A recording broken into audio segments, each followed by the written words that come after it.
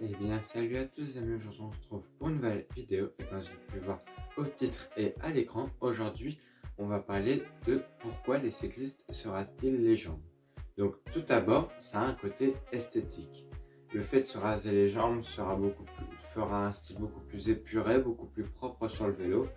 Sachant que quand je parle de se raser les jambes, c'est vraiment toutes les jambes. Parce qu'il y en a qui comptent que les mollets ou quoi. Voilà, c'est vraiment les jambes entières, mais pas les bras. On verra après pourquoi.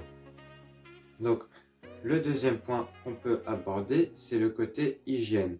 En cas de chute dans une course ou quoi, c'est beaucoup mieux d'avoir les jambes rasées.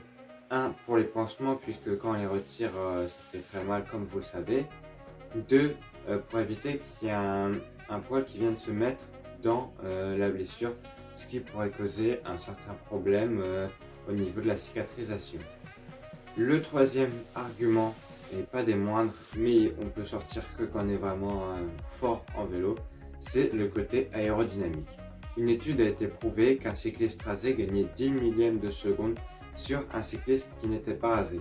Mais ça c'est un détail, ça peut servir que pour les très grands en contre-la-montre.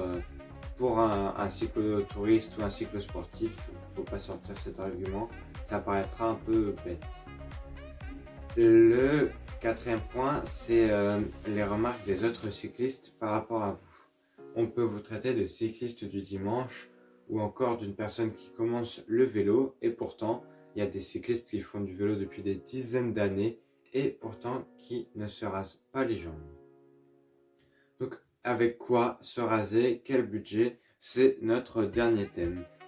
Alors, avec quoi se raser? On pourrait aborder le terme de l'épilation pour certains, avec de la bande de cire ou quoi. Et pour les autres, ce sera plus le rasage, sachant que le rasage est beaucoup plus délicat que l'épilation et coûtera moins cher. Alors justement, en parlant de prix, l'épilation coûtera beaucoup plus cher que le rasage, comme je vous l'ai dit. Mais il faut savoir quel rasoir choisir. Soit un rasoir manuel qui vous coûtera cher niveau durée dans le temps vu que vous devrez changer tous les mois. Soit rasoir électrique qui sur le long terme sera plus agréable et moins cher, donc plus rentable. Donc c'était un petit test de nouvelle vidéo pour voir si ça va vous plaire. La semaine prochaine, on se retrouve sur le vélo pour un test pour mes 50 abonnés. Moi, je vous dis tout de suite à la semaine prochaine pour une nouvelle vidéo. Ciao!